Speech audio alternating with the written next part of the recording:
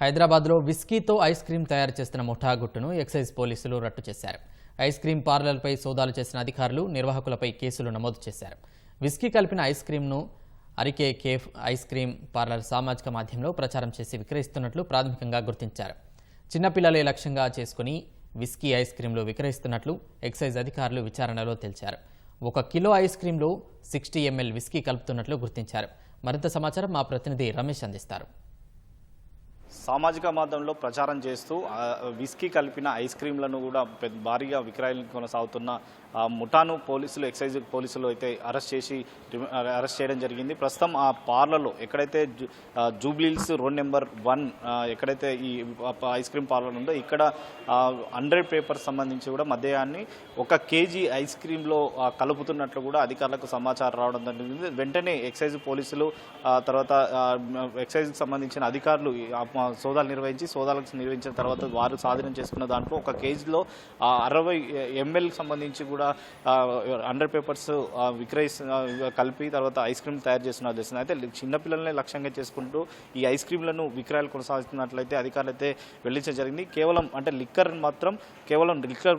పద్ధతిలో మాత్రమే అమ్మాలి విక్రయించాలని చెప్పి కూడా ఎక్సైజ్ అధికారులు అయితే చెప్తున్నారు. కానీ ఒక ఐస్ క్రీమ్లో ఈ విధంగా లిక్కర్ కలిపి తర్వాత విక్రయాలు నిర్వహించడం తర్వాత మత్తుగా సంబంధించి కూడా మత్తు పదార్థాలకు విధంగా ఉంటుందని చెప్పి కూడా అధికారులు అయితే భావించడం జరిగింది. ఎట్టి పరిస్థితుల్లో ఐస్ క్రీమ్లో కేవలం ఐస్ క్రీమ్ తయారు చేసే ఏవైతే పదార్థాలు ఉంటాయో అవి మాత్రమే వినియోగించాలి. మద్యం సంబంధించి అసలు ఎలాంటిది వినియోగించవద్దని చెప్పి కూడా ఎక్సైజ్ అధికారులు ఇప్పటికే హెచ్చరిక ఉన్నప్పటికీ తర్వాత వాటిని బేజారు చేస్తూ ఈ పార్లర్కి సంబంధించి కూడా ఈ కేఫ్ పార్లర్కి సంబంధించి కూడా కేవలం ఐస్ క్రీమ్లో 100 పేపర్స్ మద్యాన్ని కలిపి దాదాపు చాలా వరకు ఐస్ క్రీమ్లు కూడా విక్రయించినట్లు కూడా తెలిసింది. అయితే సోషల్ మాధ్యమంలో కూడా ఇదంతా ప్రచారం ఎక్కువ కావడంతో కూడా ఎక్సైజ్ అధికారులు ప్రత్యేకంగా దృష్టి పెట్టి వీటిని ఎక్కడైతే తయారు చేసిన కేఫ్ ఉందో ఆ కేఫ్కి వచ్చి తర్వాత సోదాలు నిర్వహించిన తర్వాత దీంట్లో ఇద్దరిని దయాకర్ రెడ్డితో పాటు శోభన్ అనే ఇద్దరిని కూడా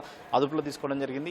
ఈ స్వాధీనం చేసుకున్న కేకులకు సంబంధించి కూడా ఫోరెన్సిక్ ల్యాబ్ పంపించి తర్వాత వాటిని అయితే నివేదికను కూడా కోరే అవకాశం ఉంది. తర్వాత వీరిని విచారించిన తర్వాత ఎన్ని రోజుల నుంచి ఈ కేకులకు సంబంధించి కూడా ఐస్ క్రీమ్లో ఈ విక్సింగ్ సంబంధించి కూడా మద్యాన్ని ఏ విధంగా కలిపి తర్వాత ఎంతమందికి ఇప్పటివరకు అంటే ఎంతవరకు విక్రయాలు నిర్వహించారనే దాని మీద కూడా అధికారులు దర్యాప్తు చేస్తున్నారు.